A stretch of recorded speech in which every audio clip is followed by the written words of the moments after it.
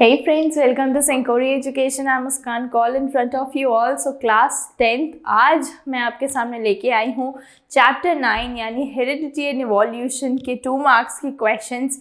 इनके इसी टाइप के क्वेश्चंस आएंगे गाइज. जैसा हमने अपना केमिस्ट्री पूरा कंप्लीट कर लिया है, हमने बायोलॉजी का भी एक पार्ट कंप्लीट कर लिया है यानी हाउ डू ऑर्गेनिजम्स रिप्रोड्यूस. अब हम चलते हैं अपने हेरिडिटी एंड इवोल्यूशन वाले टॉपिक पे. सो बिना देरी किए हुए लेट्स स्टार्ट. तो गाइज इसी के साथ यहाँ पे सबसे पहला क्वेश्चन आया है कि on what rules inheritance is based. Inheritance किस रूल पे बेस्ड है, मतलब बेसिकली क्या हुआ था, मेंडल ने क्या कहा था कि क्या है रूल ऑफ इनहेरिटेंस. तो यहाँ से हमें ये पता चला था कि जितने भी कैरेक्टर्स होते हैं, जितने भी कैरेक्टर्स या ट्रेट्स होते हैं, बेसिकली ऑफस्प्रिंग में वो कहाँ से आते हैं, पेरेंट्स से ही आते हैं. पेरेंट्स के भी पास मतलब पेरेंट्स से हम में कैसे सप्लाई होते हैं, with the help of the DNA से, राइट. और ये डीएनए जो है गाइस बेसिकली ट्रेट्स में क्या होता है, अगर 50% हमें हमारे डैड से ट्रेट्स मिले तो 50% डीएनए डैड से आया तो 50% जो है वो मदर से भी आएगा. तो यही था गाइस लॉ ऑफ बेसिकली जो इनहेरिटेंस है, रूल्स ऑफ इनहेरिटेंस में कि 50 इक्वल रेशियो होता है डीएनए का. फिर चाहे वो मॉम से 50% है और 50% डैड से. ऐसा नहीं होगा कि 70 मम्मी से आ रहा है और 30 डैड से आ रहा है, नहीं, इक्वल रेशियो होना चाहिए. आई होप आई एम क्लियर. और अब आप मुझे फटाफट से कमेंट करके बताओ लॉज ऑफ इनहेरिटेंस कितने होते हैं. फटाफट से कमेंट सेक्शन में बताइए कितने होते हैं लॉज ऑफ इनहेरिटेंस. चलिए नेक्स्ट है, is each trait influenced by both paternal and maternal DNA. तो इसका जवाब है बिल्कुल हाँ. पैटर्नल यानी पापा एंड मम्मी के डीएनए से ही जो है सारे ट्रेट्स हम में आएंगे. इन्फ्लुएंस जो होंगे वो उन दोनों के ट्रेट्स मिलके ही हमारे पास आएंगे. क्लियर. क्यों हुआ ऐसा, क्योंकि ये केस किसका है, हम किसके रिप्रेजेंटिंग हैं, हम हमारे मॉम डैड के हैं. तो सेक्सुअल रिप्रोडक्शन हुआ था जिसमें क्या हुआ, वेरिएशन आए. अगर हम बिल्कुल अपने मॉम या डैड की कॉपी होते तो हम क्या होते, तो यानी यूनिपेरेंटल यानी असेक्सुअल रिप्रोडक्शन हुआ होता. वेरिएशंस तो आते ही हैं, बस फर्क कितना होता है कि असेक्सुअल में स्लाइट कम आता है और सेक्सुअल रिप्रोडक्शन में काफ़ी ह्यूज अमाउंट में वेरिएशंस होते हैं. चलिए guys moving on towards the next question and the question is right is a dominant trait which is a dominant trait with respect to height in pea plant. Give 2 example. अच्छा हमें क्या लिखना है, dominant trait के बारे में लिखना है. तो गाइज ये मैंने आपको बताया था कैपिटल लेटर, याद करो जो भी कैपिटल लेटर से रिप्रेजेंट किया जाता है वो क्या होता है, वो होता है डोमिनेंट. एंड जो स्मॉल अल्फाबेट से रिप्रेजेंट किया जाता है that is the recessive trait, right. अब मैं आपसे बात करती हूँ, यहाँ पे एक एग्जाम्पल बोला है, हमें हाइट का एग्जाम्पल लेना है पी प्लांट की. तो पी प्लांट में भी 2 तरीके की हाइट होती है, एक तो होती है टॉल और एक होती है ड्वार्फ. तो हमने टॉल को कैसे रिप्रेजेंट किया, कैपिटल टी से, एंड ड्वार्फ को small D and small T से. तो अब ये बेसिकली डोमिनेंट क्या होता है गाइस, डोमिनेंट वो ट्रेट होता है जो खुद को सबसे पहले जाके एक्सप्रेस कर लेता है. ठीक है, डोमिनेंट ट्रेट वो ट्रेट्स होते हैं जो खुद को जाके सबसे पहले एक्सप्रेस करते हैं. एंड रिसेसिव ट्रेट्स वो होते हैं जो सप्रेस हो जाते हैं, मतलब जो खुद को एक्सप्रेस नहीं कर पाते. ठीक है, इसलिए जब हमने देखा, जब मेंडल ने एक्सपेरिमेंट किया तो F1 जनरेशन में हमने देखा कि जो जितने भी प्लांट थे वो सारे क्या थे, टॉल थे, लेकिन उनमें जो जीन में उनमें एक ड्वार्फ प्लांट का भी जीन प्रेजेंट था. और F2 में क्या हुआ, F2 में आके 3 प्लांट्स टॉल हो गए और एक ड्वार्फ आया. यानी रिसेसिव वाले ने खुद को बाद में जाके एक्सप्रेस किया, वो भी ऐसे नहीं एक्सप्रेस किया, उसको होना पड़ा. क्यों, क्योंकि जो टॉल फर्स्ट जनरेशन थी उसमें उसका ड्वार्फ वाले का जीन प्रेजेंट था, इसलिए. क्लियर. बढ़ते हैं नेक्स्ट क्वेश्चन पे. क्वेश्चन नंबर 3 है where are the genes located, what is the chemical nature of gene. Guys इस टाइप के क्वेश्चंस में देखो मार्किंग स्कीम, इधर से 1 मार्क आएगा, इधर से 1 मार्क आएगा। तो जीन्स कहाँ प्रेजेंट होते हैं? जीन्स होते हैं क्रोमोसोम्स पे प्रेजेंट, इजी। ये तो मैंने आपको बताया ही है। क्रोमोसोम्स में भी एक कुछ लीनियर पार्ट होता है जहाँ पे वो जीन्स पाए जाते हैं। क्लियर? नेक्स्ट है what is the chemical nature of the gene. तो गाइस केमिकल नेचर होता है जीन का, genes are acidic in nature. Acidic क्यों होते हैं? क्योंकि किससे बनते हैं? न्यूक्लिक एसिड से ही तो बनते हैं। किससे बनते हैं? न्यूक्लिक एसिड से। और ये न्यूक्लिक एसिड्स कहाँ से आए भाई? डीएनए याद है? डीएनए का फुल फॉर्म क्या था? Deoxy ribo nucleic acid. Clear? तो जीन का नेचर होता है, जीन होता है एसिडिक बेसिकली नेचर में। नेक्स्ट है 4th question, state the meaning of inherited trait and acquired trait. Guys ये मैं आपको बोलते बोलते थक गई। एक्वायर्ड और इनहेरिटेड इतना इंपॉर्टेंट है, आप कोई भी मार्क उठा के देख लो, 2 में, 3 में, 4 में, ये कहीं भी आपको मिल सकता है। बिल्कुल it's very very very very important, very very very, बहुत जितने वेरी लगा सकते हो ना उतने लगा लो, ये बहुत ज्यादा इंपॉर्टेंट क्वेश्चन है गाइस। तो अक्वायर्ड ट्रेट क्या होते हैं और इनहेरिटेड। अक्वायर्ड बेसिकली क्या होते हैं? जो हम अपनी पूरी लाइफ टाइम में एक्सपीरियंस करते हैं ना, वो होते हैं बेसिकली एक्वायर्ड ट्रेट। इनहेरिटेड हमें जेनेटिकली मिलते हैं। क्लियर? नेक्स्ट क्वेश्चन पूछा गया है which of the 2 is not passed on to the next generation. यहाँ बोला है इन दोनों कैरेक्टर्स में से दूसरी जनरेशन में कौन सा पास नहीं होता। तो ऑब्वियस चीज है, एक्वायर्ड पास नहीं होगा। इनहेरिटेड तो हमें हमारे पेरेंट्स से ही तो मिलता है, तो नेक्स्ट जनरेशन आपकी जो होगी उसमें एक्वायर्ड नहीं होगा, उसमें इनहेरिटेड ट्रेट होंगे। क्लियर? इसका एग्जाम्पल आप लिख सकते हो, स्विमिंग है इसका एग्जाम्पल, एंड रीडिंग है इसका एग्जाम्पल, रीडिंग। तो हर किसी की गाइस अपनी अपनी चॉइस होती है। ऐसा नहीं होता कि स्पेशली आपके मॉम एंड डैड को भी रीडिंग कुछ नॉवेल्स पढ़ने का शौक होगा तो शायद आप में आया नहीं। ये हमें हमारी पूरी लाइफ टाइम में एक्सपीरियंस करते हुए आता है। बहुत सारे कैरेक्टर्स ऐसे होते हैं जो हमारे टाइम के साथ साथ बदलते हैं, तो that are the acquired traits. और जो इनहेरिटेड है उसका एग्जाम्पल क्या है? हमारी आईज का कलर हो गया एग्जाम्पल, हमारे हेयर्स का कलर हो गया एग्जाम्पल। तो ये सब क्या है गाइज? ये सब आते हैं इनहेरिटेड, यानी जो हमें हमारे पेरेंट्स से मिलते हैं। डन? नेक्स्ट क्वेश्चन पे बढ़ते हैं। तो 5th क्वेश्चन एक आ गया है यहाँ पे, a tall P plant was crossed with a dwarf one. एक टॉल पी प्लांट को छोटे प्लांट के साथ क्रॉस कराया गया था। F1 जनरेशन को फिर सेल्फ पॉलिनेट कराया एंड F2 जनरेशन को भी ऑब्टेन किया गया। तो अब हमें उसके हिसाब से इन 3 क्वेश्चंस का क्या करना है? आंसर देना है। What would be the phenotype of all plants in F1 generation में। F1 जनरेशन में फिनोटाइप क्या रहा होगा?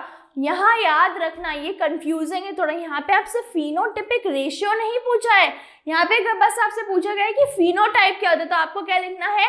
ऑल प्लांट्स वर टॉल। जितने भी थे प्लांट्स वो सब टॉल आए थे F1 जनरेशन में। अब देखो नेक्स्ट क्वेश्चन है, what would be the phenotypic ratio.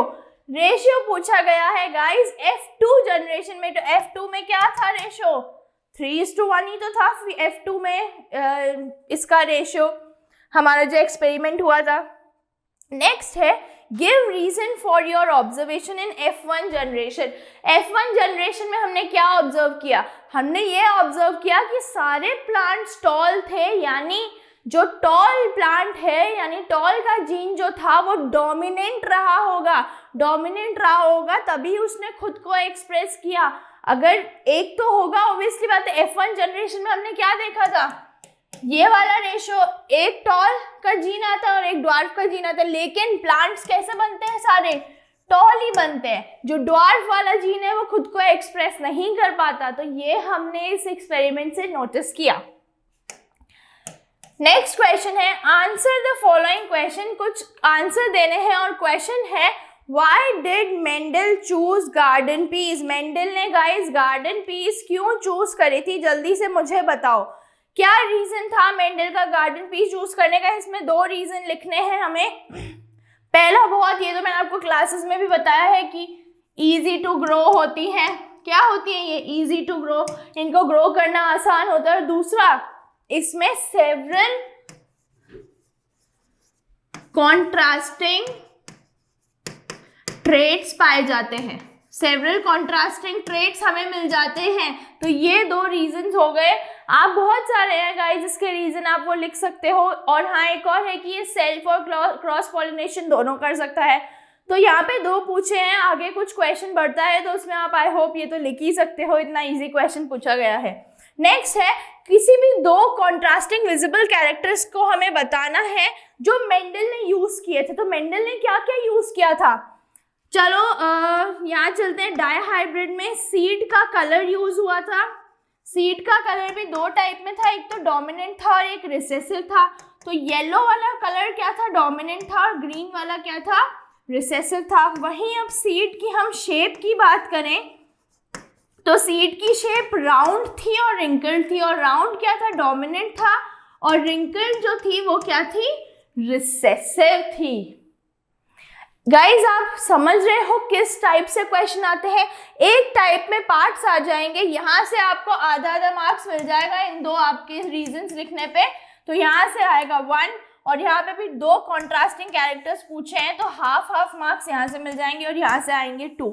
आप अब ये सोच रहे हो कि मैम कोई बात नहीं, आधा ही मार्क्स तो जा रहा है। नहीं गाइज, हमें हाफ मार्क्स भी बहुत हमारे लिए इम्पोर्टेंट है, बहुत ज़्यादा ज़रूरी है। इसलिए आप ना ये इस टाइप के क्वेश्चंस आपको कराने के पीछे का रीज़न यही है कि आपको कंसेप्ट समझ में आए। इस टाइप के क्वेश्चन है कि क्या आपने कभी एवर थॉट किया इस टाइप के क्वेश्चन आ जाएंगे, कुछ भी एक क्वेश्चन में 2 चीज़ें पूछ ली जाएंगी। तो यही है गाइज। और वैसे भी एक CBSE ने आपको सैम्पल पेपर भी दिया था, पहले आ गया था वो, तो आपने एक बार उसको भी प्लीज़ थोड़ा सा नज़र मार लेना। और हाँ, हमने आप वीडियो सेशन में जाके चेक करना, वहाँ पे मैंने और मोहित सर दोनों ने आपको बताया था कि वो सैम्पल पेपर कैसे सॉल्व होता। क्लियर? तो प्लीज़ इन सब चीज़ों का ज़रूर ध्यान रखना। Half marks are very important for all of us. चलो नेक्स्ट क्वेश्चन आया है, अ रेड हेयर्ड वुमेन। थोड़ा कंसेप्चुअल है। एक वुमेन है जिसके हेयर्स रेड कलर के, ठीक है, उसकी शादी किससे हुई, जो मेल है उस मेल के हेयर्स कैसे थे, ब्राउन कलर के थे। अब यहाँ बोला है जो बच्चे हुए ना उन सबका हेयर ब्राउन था, यानी उन सबका हेयर कलर उनके डैड के जैसा था। अब हमें इसको जेनेटिकली बताना है तो ये तो बहुत ज़्यादा इजी है। ब्राउन था बच्चों के हेयर का कलर, तो यानी यहाँ पे तो हम लिखते हैं पहले ब्राउन हेयर्ड मैन, और यहाँ पे हम लिखते हैं रेड हेयर्ड वुमन। जो बच्चे हैं वो सारे ब्राउन, उनके हेयर जो है वो ब्राउन कलर के हैं। तो यानी डोमिनेंट क्या है, ब्राउन कलर डोमिनेंट है, और रेड क्या है, रिसेसिव है। अब इनके बनाएंगे हम गैमीट्स। तो ये बनेंगे इस टाइप से, कुछ 2 गैमीट्स बनेंगे, B and B, capital B, और ये बनेंगे small b and small b। अब हमें क्या करना है, ये मैंने आपको सिखाया है। यहाँ से क्या आया, कैपिटल B स्मॉल b, फिर इसका जब दूसरे वाले जीन के साथ क्रॉस हुआ तब क्या आया, capital B and small b। Clear? अब इस वाले का क्रॉसिंग करेंगे, capital B and small b, and again इसका फिर से इस वाले के साथ capital B and small b। तो यहाँ पे हमने क्या देखा, जितने भी बच्चे हुए, for example let's say 4 children हुए इनको, तो सबके हेयर्स कैसे थे, ब्राउन कलर के थे। क्यों? क्योंकि इनके जो डैड का कलर है ना, डैड का हेयर का कलर डोमिनेंट था, इसलिए मदर का हेयर का कलर रिसेसिव हो गया, वो खुद को एक्सप्रेस नहीं कर पाया। I hope I am clear to you all. आप चाहो तो इसका आप स्क्रीनशॉट ले सकते हो, क्योंकि बहुत संभावना है इस टाइप का क्वेश्चन आ जाए। ऐसा एक क्वेश्चन आपके एनसीईआरटी की बुक में भी दे रखा है कि वो डॉग्स के बेसिस पे है, कि एक डॉग है जो ब्लैक कलर का है, एक डॉग है ब्राउन कलर का। तो उसमें भी गाइस जब भी इस टाइप के क्वेश्चन आए ना, तो आपको ऐसा ये एक्सपेरिमेंट फॉर्म में, जेनेटिकली फॉर्म में करना पड़ेगा, इसी से नंबर मिलेंगे। और यहाँ तो सीधे सीधे लिखा है एक्सप्लेन दिस जेनेटिकली, तो अगर आपने इतना कर दिया ना, आपके 2 मार्क्स कहीं नहीं गए। क्लियर? चलिए नेक्स्ट क्वेश्चन पे बढ़ते हैं। Genetic is an interesting field of science. This branch of science finds wide application on various sectors सचेस्क्राइन, बिल्कुल guys, genetic is literally it's a very important subject and आज की डेट में genetics में बहुत it's a wide subject I should say, बहुत सारे options है हमारे पास कि हम जेनेटिक इंजीनियर बन सकते हैं और भी मतलब बहुत ऑप्शंस रहते हैं कि हम सीधे जीन्स के साथ खेलें। कितना सुन के कितना अच्छा लग रहा होगा ना, to how to play with the genes, but हाँ इसके लिए यू हैव टू स्टडी। तो गाइज लिटरली आप एक बार पढ़ के देखना, अपने बोर्ड्स के बाद आपके एग्जाम्स हो जाएंगे, उसके बाद एक बार I request to all of you एक बार जेनेटिक्स के बारे में पढ़ना, क्योंकि जेनेटिक्स ऐसा नहीं है कि आपने दो तीन पेज पढ़ लिए हो जाएगा, वो अपने में ही it's a branch of science. Can you imagine it, मतलब वो कितना वास्ट एंड कितना ब्रॉड रहा होगा, थिंक अबाउट इट। चलिए इसी के साथ क्वेश्चन पे चलते हैं, back to the topic. For what did Mendel use the term factors and what are the factors called now. तो उस टाइम पे मेंडल ने फैक्टर्स किन्हें कहा था और अब क्या है वो factor, that factors are now guys genes, simple. अब पूछा है व्हाट आर जीन्स, ये तो कमेंट सेक्शन में बता दो।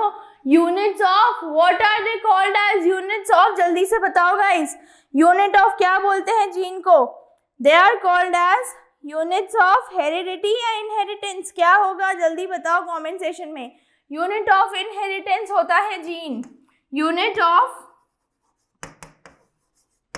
इनहेरिटेंस होता है guys gene. And next question is where are the genes located, तो जीन्स कहाँ पाए जाते हैं भाई, जीन्स पाए जाते हैं क्रोमोसोम्स में। कहाँ पाए जाते हैं, क्रोमोसोम्स में। तो इस क्वेश्चन में यहाँ से 1 मार्क एंड यहाँ से 1 मार्क, इसमें भी जीन्स की डेफिनेशन इतने से पार्ट के लिए हाफ और एक क्रोमोसोम लिखने के लिए हाफ, तो यहाँ से आएंगे आपके पूरे के पूरे 2 मार्क्स। क्लियर गाइस, ये हो गया है ये वाला क्वेश्चन भी कंप्लीट। नेक्स्ट क्वेश्चन की तरफ बढ़ते हैं and the question is the following chart. यहाँ पे एक चार्ट अभी शायद दिखाया नहीं गया है, बट कोई बात नहीं, हम देख लेते हैं उस चार्ट में क्या है। डाइहाइब्रिड क्रॉस के बारे में, अरे भाई ये आपकी एनसीईआरटी का कोई ही क्वेश्चन है, एक टॉपिक है कि जो राउंड एंड ग्रीन सीड्स वाला है, plant round and green seeds दे रहा है, उसमें क्या था, पी प्लांट में क्या हुआ, रिंकल्ड एंड येलो सीड्स आए, तो अब हमें बताना है। बाकी ये एक बहुत अच्छा क्वेश्चन है, आई होप ये यहाँ पे चार्ट तो लिखना ही नहीं चाहिए, यहाँ चार्ट नहीं लिखेंगे। अब आप मुझे नॉर्मल अपने गेसिंग पावर से बताओ कि क्या होगा इसका आंसर, क्योंकि गाइस ये मैंने आपको हर क्लास में बोला है, मेंडल के दोनों cross are very very extremely important, वो हमें पढ़ने ही हैं। तो चलो अब आप मुझे बताते जाओ। F2 generation of a cross progeny having different traits are produced 3:1. State whether it's a monohybrid cross or a dihybrid cross. यहाँ पे F2 जनरेशन की बात हो रही है, जल्दी से बताओ जब 3:1 का रेशियो आया तो ये क्या था, ये मोनोहाइब्रिड क्रॉस है या डाइहाइब्रिड क्रॉस है, और एक एग्जाम्पल के साथ भी बताना है इस क्रॉस को। तो चलो ये तो मैं बताती हूँ कि ये कौन सा क्रॉस है guys, this is a monohybrid cross, this is a monohybrid cross. ऐसा क्यों हुआ बच्चों, ऐसा इसलिए हुआ क्योंकि जब हमने, चलो मैं आपको टॉल पी का एग्जाम्पल देती हूँ, जो हाइट है इसकी उसका एग्जाम्पल देती हूँ। एक मैं आपको हाइट, जब F1 जनरेशन को हमने क्या कराया, क्रॉस ब्रीड कराया, तो हमें क्या मिला, 3:1 का ही तो रेशियो मिला। तो बस यहाँ यही पूछा गया है इस एग्जाम्पल में गाइज, आप इसके हाइट का एग्जाम्पल ले सकते हो।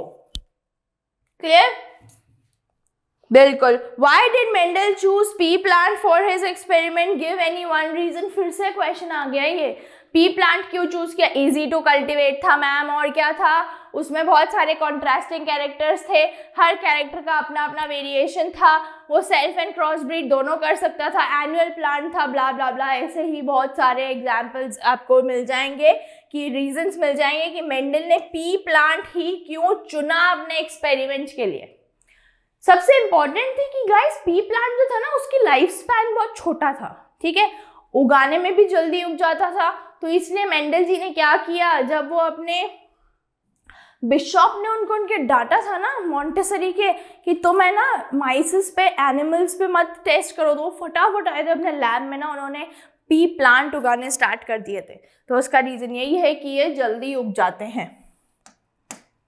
Moving on towards the next question, Why did Mendel's experiment successfully show the traits may be dominant or recessive? Explain with the help of an example.